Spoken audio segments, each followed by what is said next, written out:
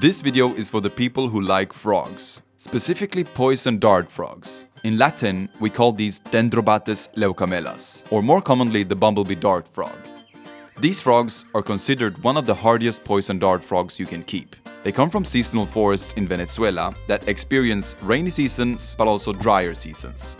On paper, they should have a very bold and curious personality, but mine haven't really shown this behavior. They've been living in this enclosure for almost 2 years now, so maybe they don't like this setup. That's why we're going to build them a new home today.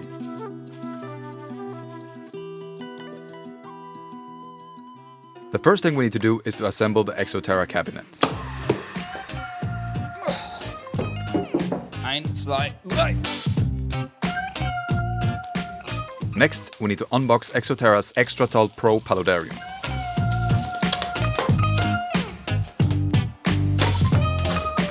Yes, sir. Oh, how do I get out? I'm trapped. The Pro Paludarium has a new mechanism to open and lock the doors. But best of all, it has a pre-drill hole in the bottom and it comes with a drainage kit for easier water changes. Water change. Stop. Oh. But before we move forward, we need to add some lights so we can see what we're doing.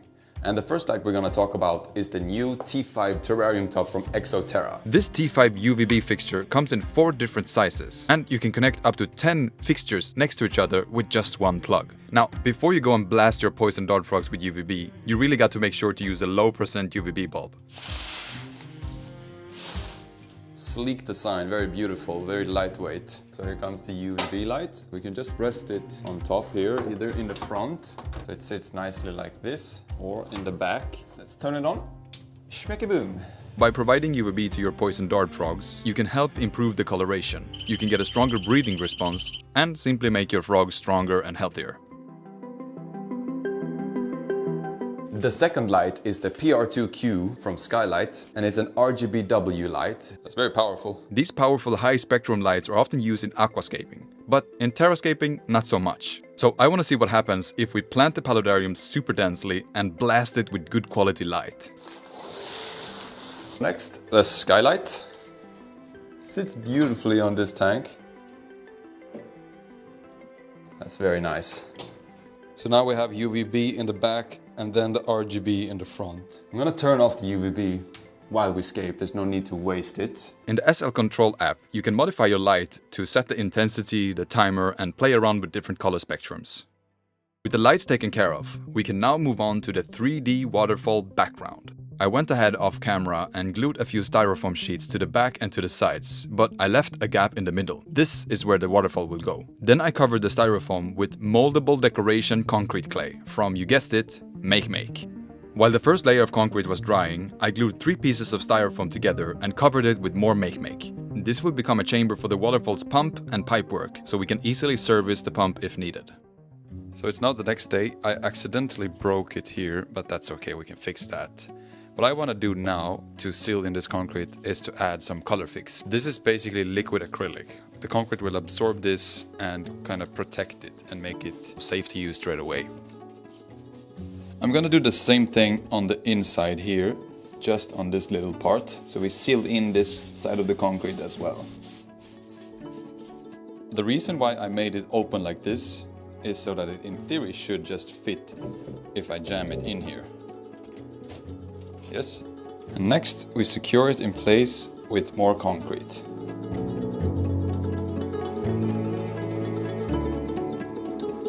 So it's now the next day again.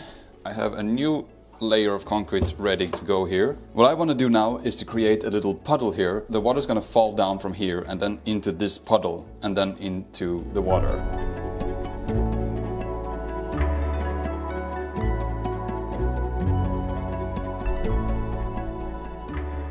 I want this to come out even more, but I can't because it's very loose. So I'm going to use this piece of styrofoam and sort of prop it up.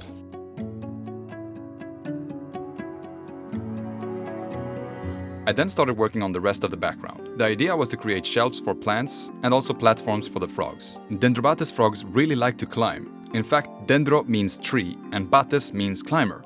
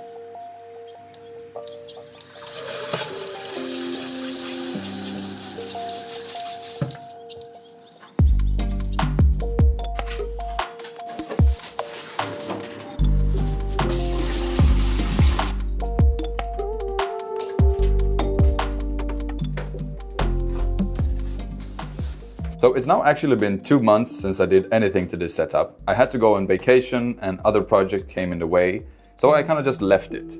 And the cool thing is that plants have emerged that I didn't even introduce. See this moss right here and this, I don't know, lichen or liverwort or whatever it's called. And then actually I added this Slaginella or whatever it's called.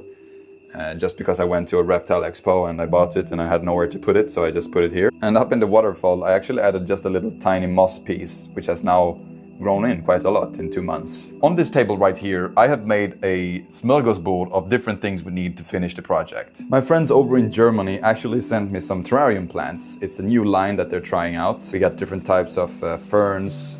We have, I don't know, it's called blood red. We got this weird looking peperonia fire sparks.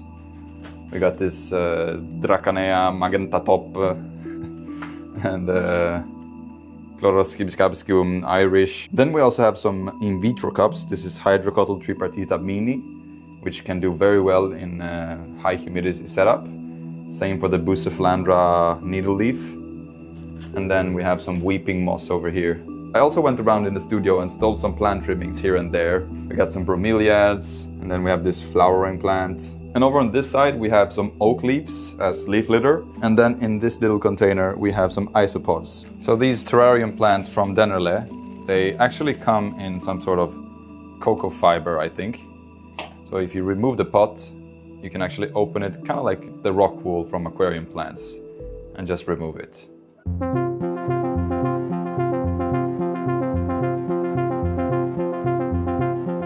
And now for the in vitro cups. These are very simple to prepare. You just remove the lid. And we have the plant. And then you remove the plant from the cup. And you see that it comes in this gel-like substance. As you can see, the roots are growing inside this gel. What you do with this one is to just remove that gel.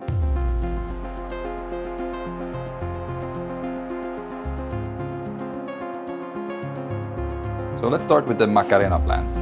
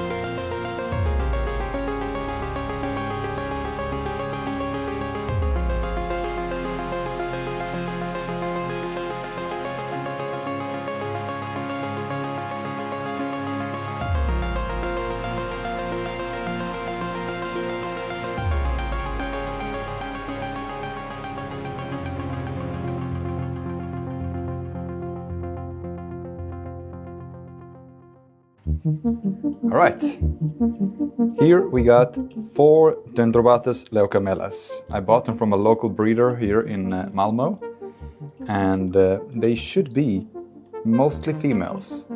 Because I don't know if you have watched my other poison dart frog video, you know that I have 2 males already. And they are very eager to get out. Hopefully I can just open it like this and they'll jump out themselves. Oh, here we got the first one. The first one about to jump in. She's ready, she's ready. 1, 2, 3, jump. Yes! Here we go.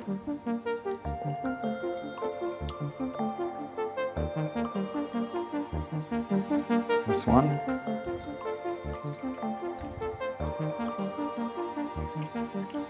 Beautiful frogs. You always want to have gloves when handling these kind of frogs, but because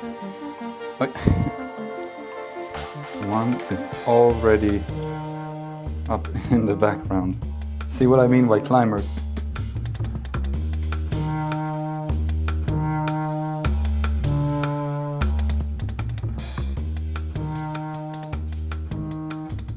So we have the one on top, all the way on top in the enclosure. So these frogs are really going to use every single inch of this enclosure. Then we have one, it's very dark down there. Can't even see her. But yeah, she's back there. And then we have 2 by the pond here. Super beautiful. I just need to find the ones that I have in here. It should be 2 males because I hear them calling constantly. And they're usually inside this coconut hide. It's very dark at the moment, sorry. Okay. Yes, there's one. I'm gonna quickly grab him. And then now this is too bright. And I'm going to introduce him to his new female friends. Hi.